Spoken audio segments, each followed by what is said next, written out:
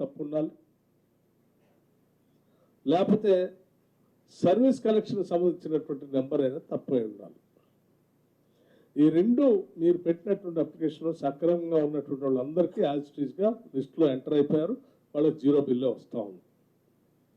సరే, మీరు ఈ పొరపాటును ఎంటర్ చేసి ఉంటే కూడా మీకు 200 యూనిట్ల లోపల ఉంటే బిల్లు వస్తూ ఉంటే కూడా నేను స్పష్టంగా చెప్తున్నాను, మీరు కూడా బిల్లు కట్టాల్సినటువంటి అవసరం లేదు.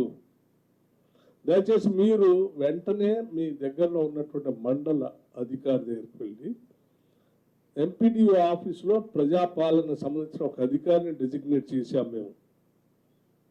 మీ సర్వీస్ నెంబర్ సంబంధించి, మీ రేషన్ కార్డు సంబంధించి దయచేసి ఆ అధికారి దగ్గరికి వెళ్ళి అప్లికేషన్ ఫిల్ చేసి నెంబర్ కరెక్ట్గా ఎంట్రీ చేస్తే మళ్ళీ అది ఆటోమేటిక్గా అప్డేట్ అవుతుంది, మీరు ఆ లిస్టులోకి వచ్చేస్తారు. సో ఎవరు కంగారు పడాల్సిన బిల్, మీకు పొరపాటున బిల్ వస్తే కూడా బిల్ కట్టాల్సిన అవసరం లేదు. అంటే మీరు నెంబరు ఎంట్రీ చేయకపోవటం వల్ల పొరపాటున మీకు బిల్ వస్తే మీ సర్వీస్ నెంబర్ మీరు సక్రమంగా ఎంట్రీ చేసుకోలేదు కాబట్టి ఆ ప్రజాపాలన మీరు ఇచ్చిన అప్లికేషన్ సక్రమంగా లేకపోవటం వల్ల బిల్లు వస్తే కూడా మీరు 200 లోపల ఉంటే మీరు తిరిగి మళ్ళీ ఎంపీడీఓ ఆఫీస్ దగ్గరికి వెళ్ళొచ్చు, అక్కడ దాన్ని రెక్టిఫై చేసుకోవచ్చు, ఎంటర్ కావచ్చు. అప్పటి వరకు మిమ్మల్ని సరే మమ్మల్ని ఎవరైనా బిల్లు అడుగుతారు కదా, వేధిస్తారు కదా, వేధించరు ఎవరు. 200 లోపల మీ బిల్లు ఉంటే మిమ్మల్ని ఎవరు బిల్లు అడగరు, క్లియర్. అలా అని చెప్పి మీరు అట్లా బిల్లు పెట్టుకుని ఉండవాలి. దయచేసి ఆ సెంటర్కి వెళ్ళండి, దాన్ని ఎంట్రీ చేయించుకుని ఆటోమేటిక్గా ఆ లిస్టులో ఎంటర్ అవుతారు. ఇది ఐఎమ్ అప్పీలింగ్ 200 యూనిట్ లోపల ఉన్నటువంటి వాళ్ళందరికీ అప్పీల్ చేస్తూ ఉన్నాను. మిమ్మల్ని ఎవరు ఏ కరెంటు సంబంధించిన అధికారి వచ్చి మిమ్మల్ని బిల్లు అడగడం, కానీ మీకు వచ్చిన బిల్లు ఎంపీడీ ఆఫీస్ దగ్గరికి వెళ్ళి మీరు ఎంట్రీ చేయించుకోండి దయచేసి. సో ఎవరికైనా సరే వీళ్ళు పాపం బిల్లు ఇవ్వకుండా ఉంటే బాగు, కొద్దిమందికైనా కొడితే బాగు అని ఆశపడేటువంటి వాళ్ళు ఉంటే వాళ్ళకు కూడా చెప్తున్నాను, మీరేం ఆశపడబాకుండా అట్లా ఏం లేదు. మేము అందరికీ స్పష్టంగా మరొకసారి చెప్తా ఉన్నాం, 200 యూనిట్ల లోపల ఉన్నటువంటి వాళ్ళందరికీ ఉచితంగా కరెక్ట్ ఇస్తూ ఉన్నాం, క్లియర్. ఇది ఇంకా ఎవరికైనా డౌట్స్ ఉంటే కూడా మీరు మళ్ళీ మైక్ ఇవ్వండి. డిప్యూటీ సీఎం గారు, ఇప్పుడు 200 యూనిట్ లోపు తెల్ల రేషన్ కార్డు ఉన్న అర్హులందరికీ ఫ్రీగా ఇస్తామంటున్నారు. Maybe 1 or 2 units and 5 units above వస్తే మొత్తం బిల్ కట్టాలా, లేదు ఎక్స్ట్రా వచ్చిన బిల్ 10 200 యూనిట్ వరకు 200 యూనిట్ లోపల వచ్చినటువంటి వాళ్ళందరికీ ఉచితంగా కరెంట్ ఇస్తామని చెప్పి మేము ఆనాడు గ్యారంటీలో ప్రకటించాం, లాంచ్ చేసేటప్పుడు ప్రకటించాం, ఇప్పుడు కూడా చెప్తా ఉన్నాం. 200 యూనిట్లు దాటినటువంటి వాళ్ళు ఎవరు కూడా ఈ స్కీమ్కి అర్హత లేదు, ఉండదు. 1 month 2 months ఫ్లక్చుయేట్ అవుతుంది కదా సార్, అప్ డౌన్ అవుతుంది కదా బిల్లు. 200 యూనిట్లో బిల్లు వచ్చే నెల మళ్ళీ ఒక 2-3 యూనిట్లు ఎక్కువ వచ్చింది అనుకోండి, అది మొత్తం కట్టాలా, ఓన్లీ 2-3 యూనిట్లకే కట్టాలా? 200 యూనిట్ లోపల ఉన్నటువంటి వాళ్ళు ఎవరు బిల్లు కట్టాల్సిన అవసరం లేదు, దాటినటువంటి వాళ్ళు బిల్లు కట్టాల్సి సార్. ఇక్కడ సార్ ఇప్పుడు రేషన్ కార్డులు అంటే తండ్రి నుంచి పిల్లలు వాళ్ళ మ్యారేజ్ అయినా కూడా రేషన్ కార్డులు డివైడ్ కాలేదు, ఒకటే రేషన్ కార్డులో ఉన్నారు కొడుకులు అని. అయితే ఇప్పుడు ఒక రేషన్ కార్డుకు ఒకరికే బిల్లు ఇస్తారంటారు, వాళ్ళు కొడుకులు వాళ్ళు వేరుపడే కానీ ఒకటే ఉంది.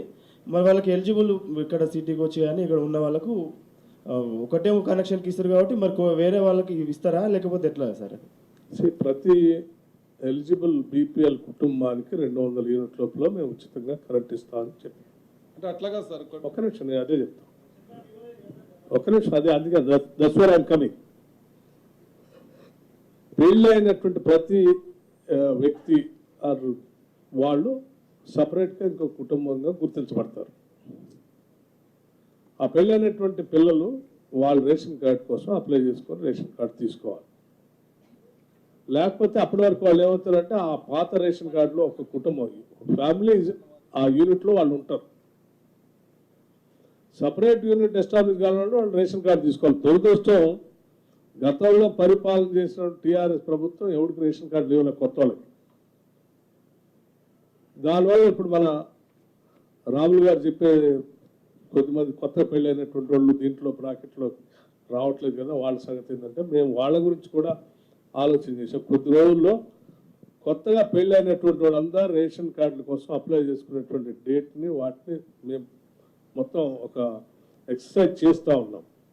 రాష్ట్ర ప్రభుత్వం ఆ డేట్ కూడా అనౌన్స్ చేయడమే కాకుండా దట్ విల్ బి కంటిన్యూస్ ప్రాసెస్గా కూడా ఉంచదలుచుకున్నాం. దాన్ని ఎవరు ఎప్పుడు పెళ్ళిళ్ళు చేసుకున్నా వెంటనే వాళ్ళు రేషన్ కార్డు కోసం అప్లై చేసుకొని మిగతా బెనిఫిట్స్ కోసం కూడా అప్లై చేసుకోవచ్చు. సార్ ఈ రోజు దాకా గృహజ్యోతి కింద ఎంతమందికి 0 బిల్లులు ఇచ్చారు?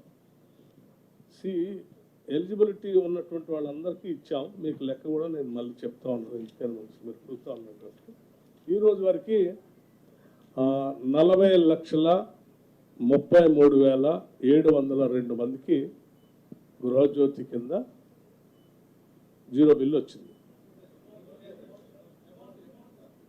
అమౌంట్ నేను స్పష్టంగా తీసుకొని రాలేదు, బట్ ఎంతమంది బెనిఫిట్ అయ్యారు అనేది ఇప్పుడు ఇచ్చాను. Amount will give information. అమ్మా ప్లీజ్. సార్ ఇప్పుడు రేషన్ కార్డులు అంతా civil supplies department data online, ration supply అంతా ఆన్లైన్ ఉంది, కరెంటు కనెక్షన్లు అంతా ఆన్లైన్ ఉంది. ఈ రెండు మెర్జ్ చేసి ఎవ్రీ రేషన్ కార్డు హోల్డర్ ఆటోమేటిక్గా ఆన్లైన్లో డాటా మీ దగ్గర ఉన్నప్పుడు మీరు ఆ రెండు మెర్జ్ చేసి ఆ రేషన్ కార్డు ఆటోమేటిక్ ఫ్రీ కోటాలోకి తీసుకురావచ్చు. అంటే ప్రజలు వచ్చి అప్లై చేయాలంటే ఇప్పుడు మారుమూల పల్లెటూరులో ఉంటారు, వాళ్ళు తెలియకపోవచ్చు, పేద కుటుంబాలు ఉంటాయి, వాళ్ళు మీ రేషన్ కార్డు డాటా మీ దగ్గర ఆన్లైన్లో ఉన్నప్పుడు, కరెంట్ కనెక్షన్ ఆన్లైన్లో డాటా ఉన్నప్పుడు ఈ రెండు మెర్జ్ చేసి ఆ రేషన్ కార్డు హోల్డర్కి ఆటోమేటిక్గా మీరు ఈ జాబ్ ఇటువంటి ప్రశ్నలు ఉత్పన్నం అవుతాయని నేను చాలా స్పష్టంగా 28వ తారీఖు నుంచి 6వ తారీఖు వరకు ప్రజాపాలనని ఒక 1 వీక్ కంటిన్యూస్గా ఆయా గ్రామాల్లో ఏర్పాటు చేయటమే కాదు, నగరాల్లో ఉన్నటువంటి డివిజన్స్లో కూడా ప్రభుత్వం తరఫునే టెంట్ వేయించి అధికారులు పెట్టి అప్లికేషన్ టాప్ కూడా చేపించి అప్లికేషన్ పెట్టించాం. తర్వాత పోనీ ఆ వారం రోజుల వరకే కాదు, ఆ తర్వాత ఆ వారం రోజుల్లో వచ్చి మేము అప్లై చేసుకోలేనటువంటి వాళ్ళు ఎవరైనా ఉంటే ఉండొచ్చు, మరి మా పరిస్థితి ఏంటని ఎవరైనా అడుగుతారేమని ముందే ఊహించే మేము it is a continuous process. ప్రతి మండల్ డెవలప్మెంట్ ఆఫీస్లో ప్రజాపాలన అధికారిగా ఒక అతను మేము డెసిగ్నేట్ చేసి పెట్టాం. They can go and make an application even now also. It's a continuous process. ఎందుకు మీరు అన్నారు ఆల్రెడీ ఇన్ఫర్మేషన్ అంతా ఉంది కదా, ఎందుకు అప్లికేషన్లు పెట్టిస్తున్నారని. ఎందుకు అప్లికేషన్ పెట్టిస్తున్నారు? అప్లికేషన్లో ఎందుకు పెట్టిస్తున్నామంటే వాళ్ళు నాకు 200 యూనిట్లు మీరు అనౌన్స్ చేసిన యూనిట్లు మేము ఉచితంగా పొందాలనుకుంటున్నాం, మాకు ఇవ్వండి మీ ఈ గ్యారెంటీ ప్రకారం అని వాళ్ళతో సంతకం పెట్టి తీసుకోవాలనేది మా ఆలోచన. అసలు సంతకం కూడా లేకుండా మీరు అప్లికేషన్ లేకుండా మీరు ఇస్తే చాలా చోట్ల మాకు అవసరం లేనటువంటి వాళ్ళు కూడా ఉంటారు. సో అట్లా కాకుండా ఎలిజిబిలిటీ ఉన్నటువంటి వాళ్ళంతా అప్లికేషన్ పెట్టుకోండి, ఆ అప్లికేషన్ బేస్ చేసుకొని మేము ఇచ్చేస్తామని చెప్పాము. ఎవరు కానీ ఎప్పుడు కూడా ఎవరైనా మిస్ అయ్యండి అప్లికేషన్ పెట్టుకోలేక రాలేదు అనుకున్న వాళ్ళు ఈ రోజు కూడా any working day they can go to the mandal development office, make an application, get the Rythu Bandhu scheme ఉంది సార్. రైతు బంధు స్కీమ్ ఉంది. ఫర్ ఎగ్జాంపుల్ 60 లక్షల పాస్ పుస్తకాలు ఉన్నాయి, వాళ్ళకి డైరెక్ట్ గా పాస్ పుస్తకం చూసి రెవెన్యూ డేటా చూసి డబ్బులు ఇస్తున్నప్పుడు ఈ 200 యూనిట్ల స్కీమ్ కి అదే ప్రిన్సిపల్ ఎందుకు అప్లై చేయట్లేదు అనే క్వశ్చన్ కదా. మేము ఇచ్చే ప్రతి రూపాయి కూడా రాష్ట్ర ప్రజలదే, ప్రజలు కట్టినటువంటి పన్నుల ద్వారా వచ్చేటువంటి డబ్బు. చివరికి ఈజీఎస్లో ఎంప్లాయ్మెంట్ గ్యారంటీ స్కీమ్లో 100 రోజుల పని అని గ్రామీణ ప్రాంతాల్లో పిలుచుకునేటువంటి పని కూలికి పోయేటువంటి వాళ్ళు కట్టేటువంటి ఇండైరెక్ట్ ట్యాక్స్ ద్వారా కూడా వచ్చేటువంటి ఆదాయాల నుంచి కట్టే డబ్బు. సో మేము ఖర్చు పెట్టే ప్రతి రూపాయి కూడా అర్థవంతంగా ఉండాలి, అది అనుకునేటువంటి బెనిఫిషరీకే చేరాలి, అనర్హులు చేరకూడదు అనేది కూడా ఆలోచన.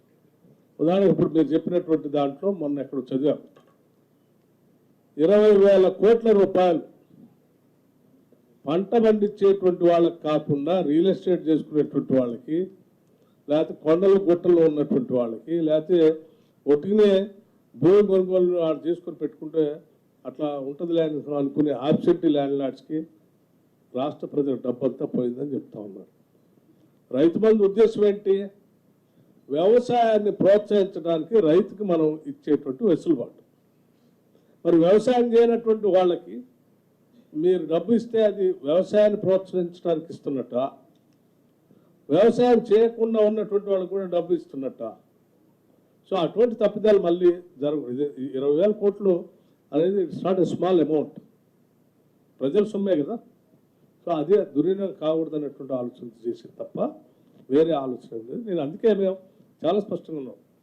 Every day is an open to any beneficiary. You can walk into Mandal Development Office, you can make an application. It's genuine. మంత్రి గారు ఇప్పుడు సార్ ఈ పీక్ డిమాండ్కి సంబంధించి మీరు 15,623 మెగావాట్లు పీక్ డిమాండ్ సరఫరా చేశామని చెప్తున్నారు సార్. సంతోషం. కానీ ఈ విద్యుత్ కొనుగోళ్లకు సంబంధించి గత ప్రభుత్వం ఏదైతే విధానాలను అవలంబించిందో అవే విధానాలను అవలంబిస్తున్నారా? దాంట్లో ఏమైనా మార్పులు చేర్పులు చేశారా? దానికి సంబంధించి ఇప్పటికే మేము